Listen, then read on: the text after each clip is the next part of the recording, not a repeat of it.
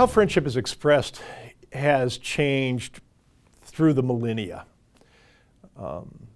A good comparison would be how gift giving varies as societies change or between cultures. There can be very complicated relational obligations, very difficult boundaries that have to be traversed when one gives a gift. If the person has a higher social status, a lower social status, a gift between a male and a female, those things complicate gift giving. And similarly, those kind of things complicate friendship. The variation that occurs between societies and between cultures is to be expected. What we're now experiencing at the end of modernity is something that I think is more significant, more drastic. I'm going to use the word postmodern. As I do so, please understand, I'm not talking about some generational shift. I'm talking about a millennium-like shift, a genuine change in how people reason and how society is bound together. Think about how friendship was being altered in late modernity. We were a highly mobile society. There was a breakdown of the nuclear family, very, very high differentiation, people moving from one sphere of life to another with different sets of rules, but they still desired an ongoing friendship with somebody that would last across those spheres, that would last through time, that would even last geographically as they moved from one place to another.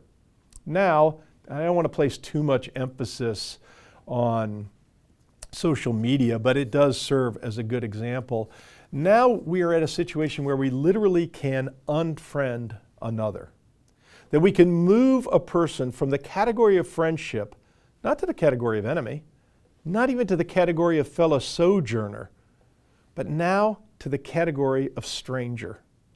And the two categories that we seem to be most working with as we enter into postmodernity are the categories of friend and the category of stranger, with the category of stranger expanding ever more so that it finally seems to be getting close to subsuming the entire category of friend as well. Think about it this way. In postmodernity, as we enter into it, whatever it's going to finally be, it seems that persons don't see themselves as ongoing selves.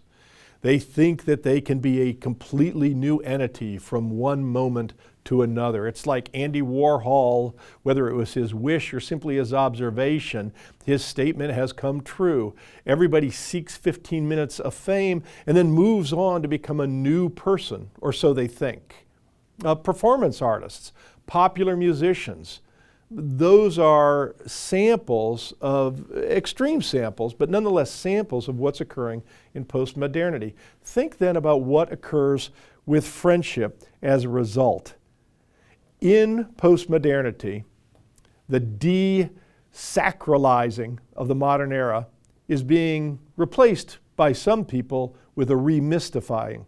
But for other people, that reductionism is simply leading to a sense of pointlessness about all relationships. There's a shift away from the hyper-objectivity of science, and for some people, they're responding with a sense of holism and trying to put things together into some kind of coherent, complete vision of what reality may be. But for a lot of other people, in fact, I'd argue the majority, it's being replaced with a sense of absurdity. Hyper-objectivism simply breaks everything down to finer and finer and finer points until the onion finally turns out to have no center. A modernist sense usually is based on a universal meta-narrative, whether it's Marxist or Western democratic or some kind of scientific reductionism. But now in postmodernity there seems to be an elimination of any kind of unifying story. There may be groups of shared meta-narrative, but generally speaking, across social categories, there is no shared narrative.